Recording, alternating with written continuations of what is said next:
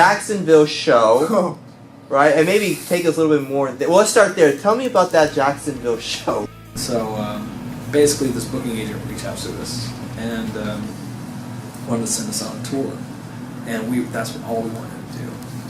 And the first night was in Jacksonville, and there were so many things promised. I'm not even going to go into everything that was promised. Red Bull bikini contest. All you could drink Red Bull around the dressing room. The 300 were playing the show. They guaranteed us 900 people in the door. The hotel room paid for. And we were supposed to be playing in the Plush, which was one of the biggest clubs in Jacksonville. So we go down to Jacksonville. We park in front of Plush, and we're like, there's no cars here. So we call up Paul. He's like, oh yeah. He's like, they had a bubble party the night before, so we got moved to Club Rain next to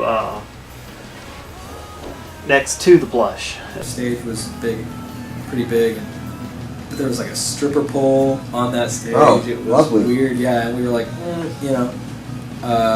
and everything went wrong. Like the sound guy ended up getting fired because he was terrible. He ended up getting fired by the headlining band that night because he couldn't mix the monitors.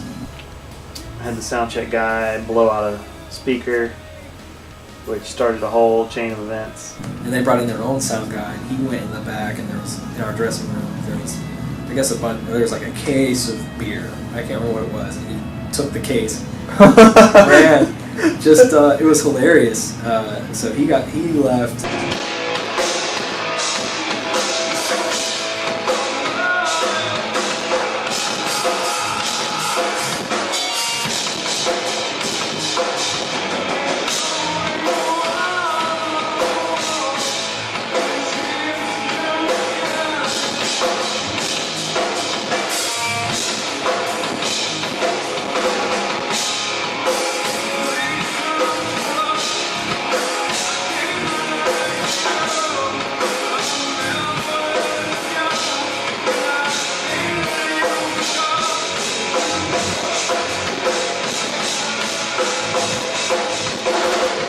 We're like, okay, well, maybe nobody's shown up yet. Maybe that's what's going on. Played the show. My mom was there. Really? Yeah, my mom came. That was the first time my mom saw me play music. Wow. She was living in Florida at the time. She drove up, so that was kind of special. The second band goes on, which they were rather interesting to watch because they were in full chainmail. So then the headliner comes on. Still nobody coming through the door. And at that point, Paul, our promoter, was freaking out a little bit. Mostly because he had a lot of people that he had to pay, and he had no money to pay them with because the show flopped so hard. As the night started going on, we started realizing that there was something fishy going on. You know what I mean? At the end of the show, we were still kind of watching and kind of wondering, are we going to get paid now or what's going on? So then we start hearing a bunch of very angry voices coming from outside. So we're like, all right, well, let's go check this out, see what's going on.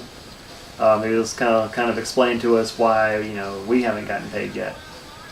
And so we go outside and we see Paul's car being blocked in by all the other employees that are working there. The roadies had blocked in this guy's car with their cars, and that we kind of heard these rumors of no one's getting paid, and all So we started we're just teenagers in Jacksonville, a long way away, doing this on our dime, wanting to play, and so is this true? All this stuff. It was. Come to find out, they found out that he started writing them bad checks. So until he started paying them in cash, they weren't going anywhere. Since they knew he had no money. And there was just all sorts of craziness. We met this guy named Cletus. I think it was actually when we first unloaded that we met Cletus. We met this guy, this old roadie, stagehand guy, and his name was Cletus. and Cletus in Jacksonville, Florida. Very interesting man to say the least. And he said he was an archbishop, and he kept saying, I can marry you, but I can't do your taxes. In the first 10 minutes, we found out that he was an ordained pastor who could marry you, bury you, but he couldn't do your taxes.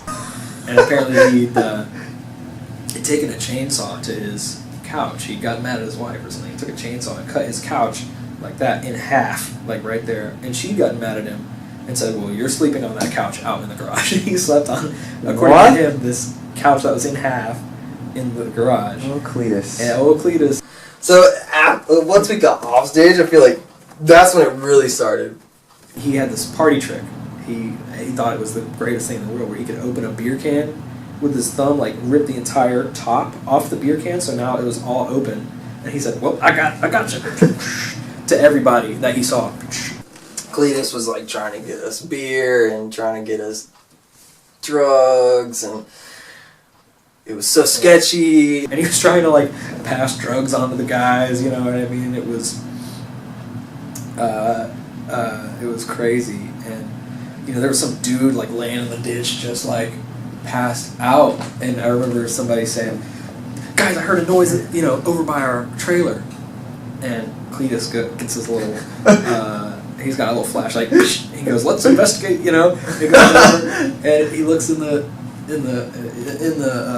ditch, And then we saw a guy in a ditch, and we didn't know if he was dead. And there's this dude, and he goes, oh, that's just Big Sexy. You okay, Big Sexy? And the guy goes, ugh. And he goes, yep, he's fine. You know? And then we were like, let's get out of here. Luckily enough for us, you know, we were like, okay, you know, we weren't fine, you know, we don't need the $300, but, you know, is the hotel already paid for? Because we were promised a hotel. He's like, yeah, he's like, I've already paid for the hotel and everything. He's like, you guys are good to go with that. So we were like, all right, well, you have fun. We're going to peace out. We're going to try and not run over the man passed out in the gutter over here, and make our way safe and sound somewhere that's not here.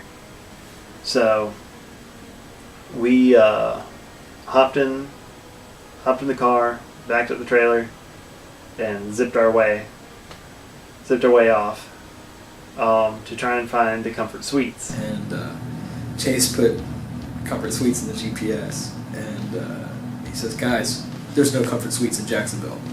And we're like, what? He goes, no, the only Comfort Suites is 50 miles away. Oh, and we're like, oh, God. And then, because everyone was saying it's just down the street. It's 5 minutes away. And we're like, no way. And one of us says, Chase, wait a second. How do you spell sweets? S-W-E-E-T-S, duh. And we're like, so we ended up getting, he was so matter of fact about it too. So we go and we go over to Comfort Suites, and there's just a big, like, oh, it was awful. Get into the checkout, and they're like, lady's like, well, you guys don't have a room. We're like, but we have a key. Well, I see that, but where'd you get this key from? Well, the guy's already paid for the room. So she's like, well, you know, the key's active, so it's obviously been paid for and activated for tonight. It was a nightmare, and we kept asking this lady at the desk, like, but we have a key, you know, like, are you sure this is the only Comfort Suites around here? We asked her like 6 times. Yeah, this is the only Comfort Suites. But we're like, well, is there another Comfort Suites anywhere? No, we're the only one in Jacksonville. And she says, you know what?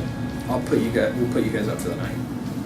Awesome. So we got rooms, and you know, the next morning we get a call from the manager. He says, you guys come down here right now. Like, you do not have rooms here.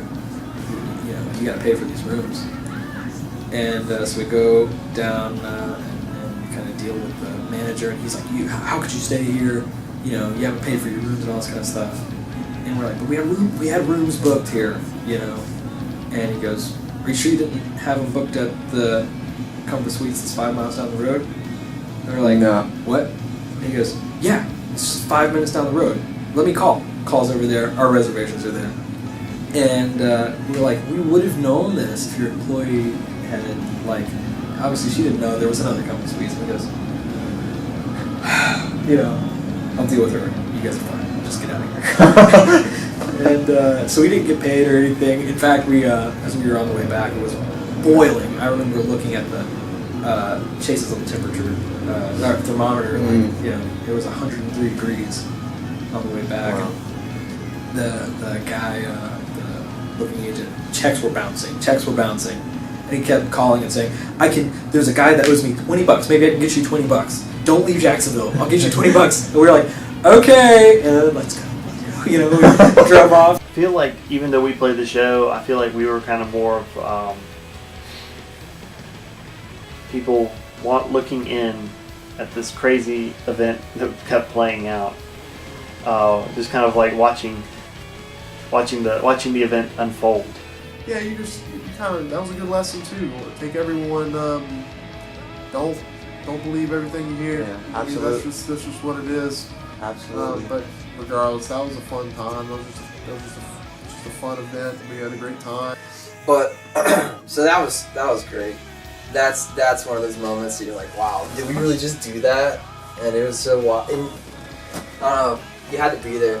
You had to be there to like experience that, and it's something we all laugh about now. Definitely stood out for me. Just because it was just pure craziness the entire time. It was one of those, you know, can't go wrong, will go wrong. Totally went wrong.